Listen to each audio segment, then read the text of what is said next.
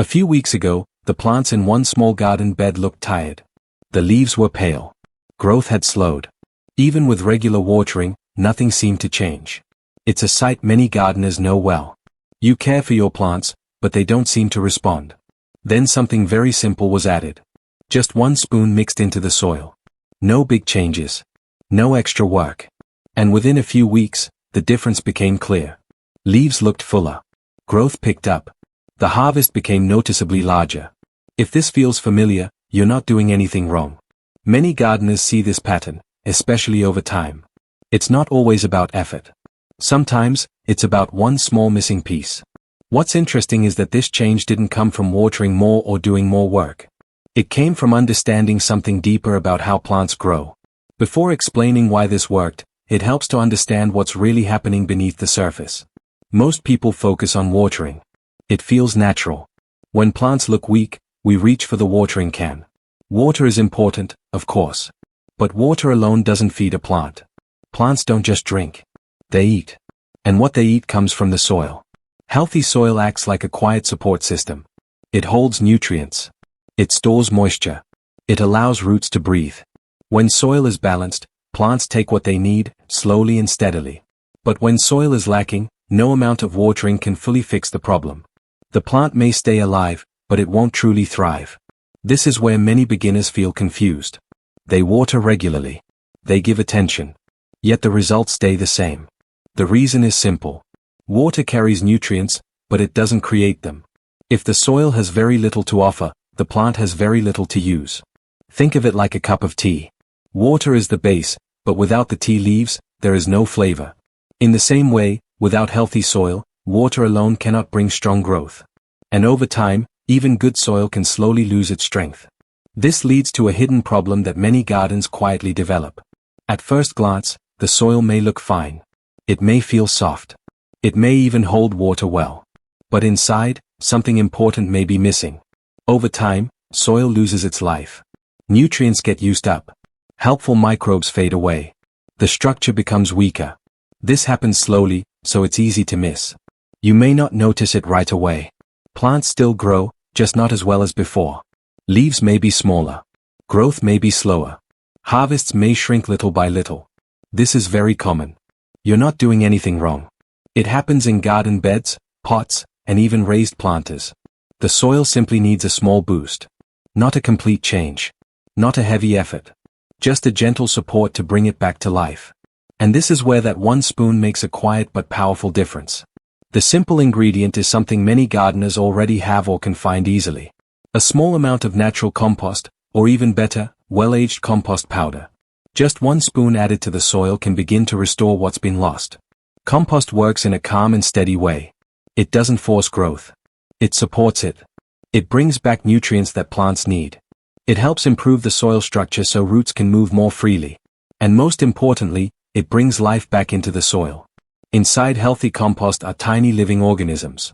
You can't see them, but they play a big role. They help break down nutrients into forms that plants can use.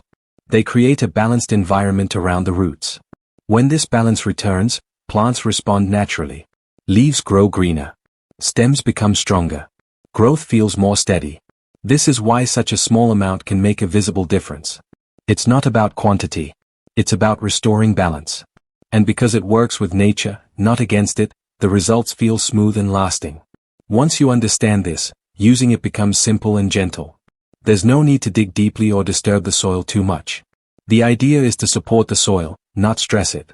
A small spoon of compost can be sprinkled lightly on the top layer of soil.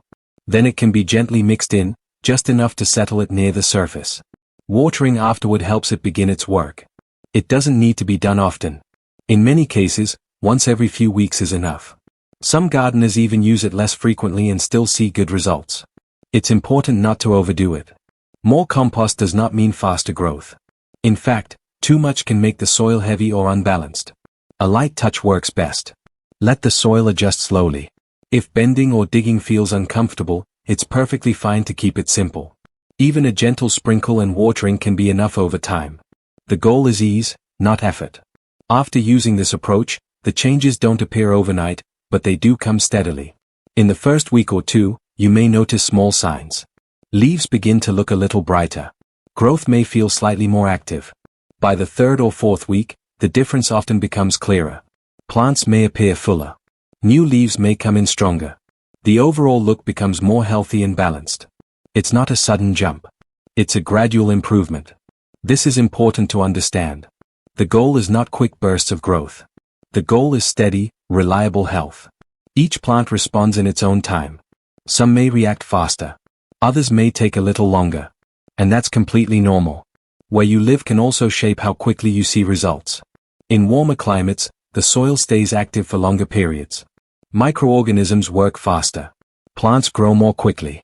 Because of this, the effects of compost may appear sooner. In cooler climates, everything slows down. The soil takes more time to warm. Growth moves at a gentler pace. This means the results may take longer to show. Neither is better or worse. It's simply how nature works in different places. If you're in a colder area, patience becomes part of the process. The changes will still come, just more gradually. If you're in a warmer region, it may help to use slightly smaller amounts more carefully, as the soil responds faster. In both cases, observation matters more than routine. Watch your plants. They will show you what they need.